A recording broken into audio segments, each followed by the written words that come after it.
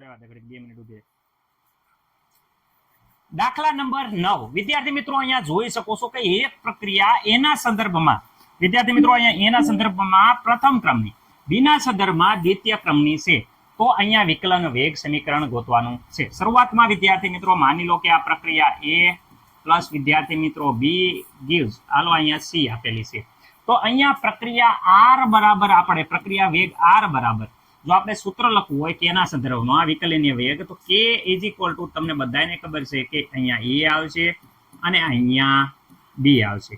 Okay sir. પ્રક્રિયા ક્રમ વિદ્યાર્થી મિત્રો અહીંયા ઉપર પ્રક્રિયા ક્રમ લખવાનો હોય. A છે એ પ્રથમ ક્રમની છે અહીંયા કહી દીધું છે ઉપર એટલે એ પ્રથમ ક્રમની, B છે એ દ્વિતીય ક્રમની. તો આ આપણું વિકલનીય વેગ સમીકરણ વિદ્યાર્થી મિત્રો થઈ ગયું. તો દરેકને વિકલનીય વેગ સમીકરણ લખતા આવડી ગયું હશે. ઓકે. હવે એ B ની સાંદ્રતા એ 3 ગણી કરવામાં આવે. આ B = 3B કરવામાં આવે તો વેગમાં શું અસર થાય? તો વિદ્યાર્થી મિત્રો માની લો કે R2 = આપણે બાકીનું બધું એ જ રીતે લખીએ કે અહીંયા A એની વિદ્યાર્થી મિત્રો 1 ઘાત, અહીંયા B ની કેટલી ઘાત 2 ઘાત, પણ B ની જગ્યાએ આપણે જે વધારો થાય છે કેટલી સાંદ્રતા 3 ગણી કરવાની છે 3B. તો B ની જગ્યાએ માત્ર 3B મૂકશું, બાકી આ ઉપરનું સમીકરણ એ જ રીતે રાખશો. ઓકે. હવે વિદ્યાર્થી મિત્રો અહીંયા જોઈ શકો છો તમે કે આ જે ઘાત છે એ વિદ્યાર્થી મિત્રો B સાથે ગુણાશે અને 3 સાથે ગુણાશે. તો 3 સાથે એ ઘાતને આપણે ગુણતા આપણે R2 બરાબર આ ઘાત આપણે આગળ લઈ લઈએ તો વિદ્યાર્થી મિત્રો અહીંયા ખાસ ધ્યાન રાખજો આ 3 ઘાત અને એની સાથે 2 નો વર્ગ ગુણાય તો આ 2 નો વર્ગ આવી રીતે લઈએ 2 વર્ગ ઉપર મૂકી દઈશું એટલે 3 નો વર્ગ થઈ જશે. અહીંયા બાકી K as it is, અહીંયા A1 એની 1 ઘાત, અહીંયા B જે હતો એ B એમના અને વિદ્યાર્થી મિત્રો B ની 2 ઘાત. કર્યું શું? તો વિદ્યાર્થી મિત્રો આ 3 હતા એને આપણે આગળ લઈ લીધા. ઓકે. 3 વિદ્યાર્થી મિત્રો ધ્યાનથી જોશો તો અહીંયા તમને ખબર હશે કે 3 નો વર્ગ એ 9 થાય છે R2. ઓકે વિદ્યાર્થી મિત્રો. હવે એક વસ્તુ તમે ધ્યાનથી જોશો કે આ આખું સમીકરણ છે એ આ જ છે સેમ ટુ સેમ. તો આની જગ્યાએ આપણે R લખી શકીએ કે નહીં? હાલો તો એની જગ્યાએ આપણે વિદ્યાર્થી મિત્રો અહીંયા R હું લખી શકું R1. તો વિદ્યાર્થી મિત્રો આપણને કહી શકાય શું કહી શકાય કે R1 કરતા R2 કેટલા ગણો છે વિદ્યાર્થી મિત્રો? અહીંયા જો પ્રક્રિયાની સાંદ્રતા 3 ગણી કરવામાં આવે તો વેગ છે એ વેગમાં 9 ગણો વધારો થાય છે. ઓકે. કારણ કે જો અહીંયા ઉપરની લાઈન છે એ કોપી ટુ કોપી આવી જાય છે. બાકી આગળ હાલો આગળ આપણે જોઈ વધીએ છીએ.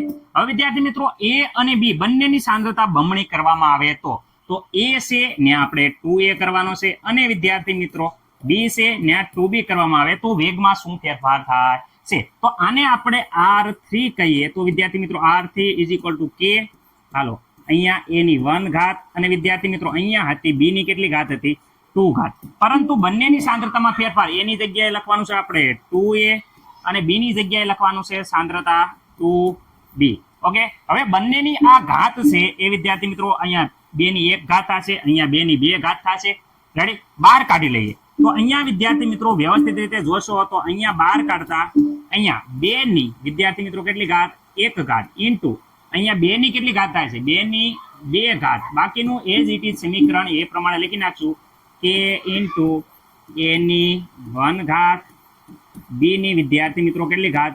2 ઘાત. ઓકે. રેડી? હવે અહીંયા આપણે વ્યવસ્થિત અહીંયા 2 અને 2 નો વર્ગ 4 દૂને વિદ્યાર્થી મિત્રો આપણે સાદુરૂપ આપશું તો બધાને ખબર પડી જશે 8. અને વિદ્યાર્થી મિત્રો આ ધ્યાનથી જુઓ આ જે છે એ કોપી ટુ કોપી જો અહીંયા R1 બરાબર આપેલું છે. રેડી? આ વેલ્યુ વિદ્યાર્થી મિત્રો આ વેલ્યુ છે તમે જોઈ શકો છો કે આ વેલ્યુ એ R1 બરાબર છે એટલે વિદ્યાર્થી મિત્રો અહીંયા હું લખી દઉં છું ડાયરેક્ટ R1. તો વિદ્યાર્થી મિત્રો અહીંયા જોઈ શકો છો કે શું છે A ની અને બંનેની સાંદ્રતા બમણી કરવામાં આવે તો વેગ છે એ વેગ વિદ્યાર્થી મિત્રો કેટલો? વેગ છે એ 8 ગણો વધારો થાય છે. ઓકે વિદ્યાર્થી મિત્રો આ પ્રકારના MCQ વારંવાર વિદ્યાર્થી મિત્રો પૂછાય છે તો ખાસ કરીને જુદી જુદી બંને રીતે મેં શીખવાડ્યા છે. રેડી?